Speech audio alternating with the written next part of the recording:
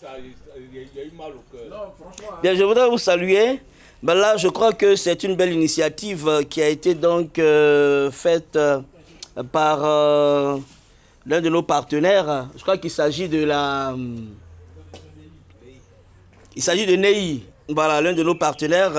Voilà. Et donc là, nous avons en présence ici un agenda. C'est marqué ministère de l'Éducation nationale, de l'enseignement technique et de la formation professionnelle. Mais je crois qu'à ce niveau, une mise à jour mérite d'être faite parce que nous sommes ministère de l'Éducation nationale et de l'alphabétisation maintenant. Alors, qu'est-ce qui nous donne de voir, donc, de constater ici? C'est vrai que la jaquette, elle est belle, c'est vrai, regardez avec moi, elle est toute mignonne, hein, la jaquette. Mais quand on ouvre, qu'on regarde, bon, il y a le mot, je crois il y a la photo du président de la République, ce qui est tout à fait normal. Ensuite, nous avons la ministre sortante qui est là. Quand on parcourt, on a la béganaise, l'emblème, c'est bien. Je crois qu'en soi, cet agenda est bien présenté. Mais ce sur quoi j'aimerais bien attirer votre attention, c'est que là, il y a le cabinet du ministère de l'Éducation nationale qui est fortement représenté. Il y a le cabinet donc, du secrétaire de l'enseignement technique qui est fortement représenté. Ensuite, on a les membres du cabinet du ministère de l'Éducation nationale fortement représentés également. Il y a les membres du cabinet secrétaire d'État chargé de l'enseignement technique et de la formation professionnelle dûment représentés. Et ça suit son cours. Nous avons l'inspection générale ici. Et puis là, nous avons les directions centrales.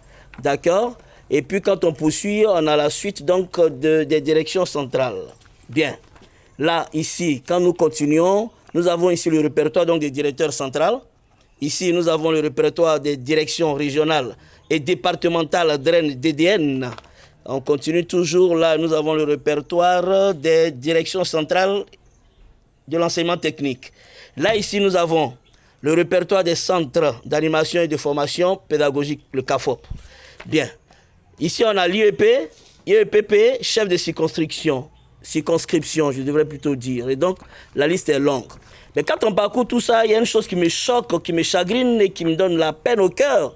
C'est que nous ne voyons à aucun endroit la direction de la pédagogie et de la formation continue dans ce document qui est, ma foi, important et qui retrace en fait toute l'histoire de ce que c'est que le ministère de l'Éducation nationale. Donc l'APFC n'est pas représenté, la direction de l'APFC, de la direction de la pédagogie et de la formation continue est dedans, mais l'APFC n'est pas représentée, alors que les circonscriptions des IEPP sont représentées.